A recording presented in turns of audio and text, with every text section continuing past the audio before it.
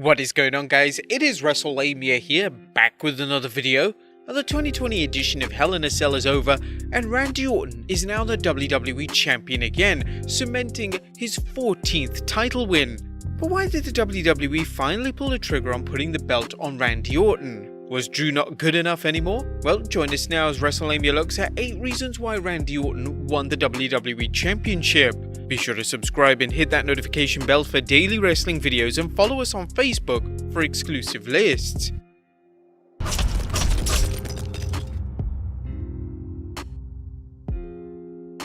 Number 1. It reinforces Randy's reputation. Orton's latest WWE Championship reinforces his reputation as both the Viper and the Legend Killer, a cold and calculating heel who will patiently wait for his opportunity to strike and take what he wants. Randy Orton is the type of wrestler who has always performed better as a heel and is much more credible as a heel than a babyface, something that's obvious since his heel turn earlier on this year.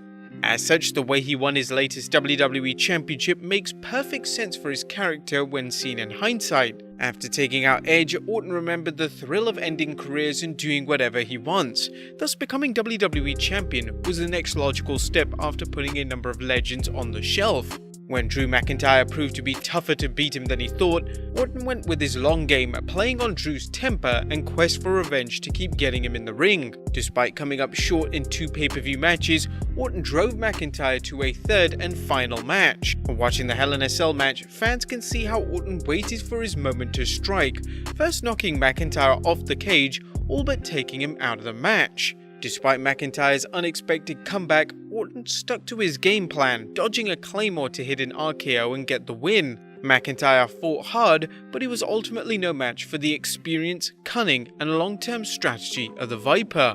Orton's win cemented his reputation as a dangerous heel who knows how to get into his opponent's head and force them into making mistakes that cost him the match. Number 2. It's a reward for Orton. 2020 has been an awful year for far too many people, and it's seen some bizarre activity, but none so much as Randy Orton's career renaissance and new locker room attitude. Long known for phoning in his matches, Orton seems revitalized ever since he began his feud with Edge. More importantly, we've heard repeated reports of Orton having a better attitude backstage and helping younger wrestlers out. While this could just be the WWE's public relations department putting a spin on a kinder, gentler Orton, or giving him the benefit of the doubt. That being said, giving Orton his 14th World Championship isn't just a reward for Orton staying in the WWE. As you'll likely recall, he signed a new deal with the WWE in late 2019, but for his renewed commitment to excellence in the ring and with his colleagues. Will Orton ever match John Cena and Ric Flair's 16 World Championships? Well, that remains to be seen, but Orton's win tonight continued his legacy as one of the all-time greats, with the Viper now tied with Triple H for 14 title wins. Number 3, the WWE wants to freshen things up. Now, while we never know how Drew McIntyre would have performed in front of a live audience, there's no denying the hard work he's put in as a champion. As we've noted in previous videos, McIntyre has expanded his moveset, improved on his mic skills, and shown a versatility for working with a variety of opponents. However, 6 months after winning the WWE Championship, it's uncertain just how much he has left to do on Raw as WWE Champion. If Drew had defeated Orton, it's difficult to think of many credible opponents for him other than Keith Lee, unless they plan on a major call-up from NXT such as Karrion Kross. On the other hand, there are a number of fresh matchups for Orton as a heel champion, beginning with a rematch with McIntyre and future program with Keith Lee. There's also something else to consider as the WWE looks towards 2021 and hopes it will be able to resume live events with paying fans. They may feel that if this is true, it's time to shake things up with a new champion. When it comes to Vince McMahon and his mercurial mind, sometimes new is better, even if there's no other benefit than the novelty of going with something different. Number 4, there's money in the chase. For whatever reason, wrestling promoters have often gone with the idea that a babyface chasing a heel for a championship has the potential for more money than the opposite. While they have defied this policy dating all the way back to Bruno Sammartino's record-length run as WWF champion, there have been some significant and profitable runs with heel champions, and as mentioned earlier, there seem to be better babyface challenges for the champion right now, including Drew McIntyre, Keith Lee, Jeff Hardy, and even younger performers such as Matt Riddle. Throw in wild cards like The Miz and The Fiend, and it's apparent WWE has fresher opponents for Orton as champ than McIntyre. Number 5. Orton can give the rub to a number of stars. And while the biggest reason for putting a world championship on a wrestler is to make money, there's no denying when booked correctly, a wrestler can build new stars as world champion.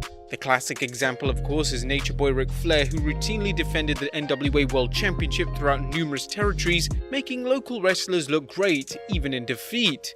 Don't think that this can happen anymore. Look no further than Universal Champion Roman Reigns' recent program against Jey Uso, one where the Tribal Chief helped elevate a tag team wrestler into a credible single star. There are a variety of younger single stars that Orton could help build up, whether it's Matt Riddle, Keith Lee, and even perennial losers like Ricochet and Humberto Carrillo. As always, a near win requires them to follow up with a subsequent push, but if Orton continues showcasing his dedication to putting on consistently strong matches and promos, there's no limit to how he might get over. Okay, maybe not Humberto Carrillo, but that's not his fault. It's the WWE for killing his character with endless losses. But finally, when Orton does lose the WWE Championship, it will give the new champion the rub. Unless it's Edge, in which case the WWE is showing the horrible habit of hot-shotting. Number 6. The WWE is preparing for Edge's return. Edge's tricep injury threw the WWE's long-term plans for Randy Orton vs Edge feud into disarray, and while it remains to be seen just when the Rated R superstar will be likely to return, they are still planning on a big money match between Orton and Edge either at Royal Rumble or preferably at WrestleMania 37. There's been talk for months of Vince McMahon wanting to make Edge vs Orton's next match a title match, and although we don't think it's necessary for the belt to be involved, Vinnie Mac is still running the show, even if he's running it into the ground. Number 7. The WWE wants to tease The Fiend vs Orton. The Fiend is one of the WWE's hottest acts and definitely Raw's hottest performer, and particularly now that Alexa Bliss is at his side. Although The Fiend doesn't need a world championship, the mere thought of a Fiend crossing paths with the Viper would definitely catch the fans' interest, especially given Orton and Wyatt's history together back when Orton destroyed the Wyatt family from within. Should they book an Orton vs Fiend match? No, but teasing one is a good way to keep fans guessing what to expect next on Raw. And number 8, the WWE doesn't want to do Roman vs Drew yet. With Survivor Series coming soon, the WWE should be running its annual Interbrand Rivalry Series as the champions of Raw battle the champions of SmackDown. If so, they don't want to use up a valuable match between Drew McIntyre and Roman Reigns, two of their biggest stars, when they can build the fans' anticipation for their eventual encounter. Furthermore, a McIntyre vs Reigns match would be a lose-lose situation for both men, not only because it would take out some of the fire from a future encounter with a loss for one, but it would hurt both men's momentum going into 2021. While McIntyre's immediate plans for the future are nebulous, it's obvious the WWE wants Reigns going into WrestleMania undefeated. Likewise, Drew losing to Reigns would do nothing for him in the long run.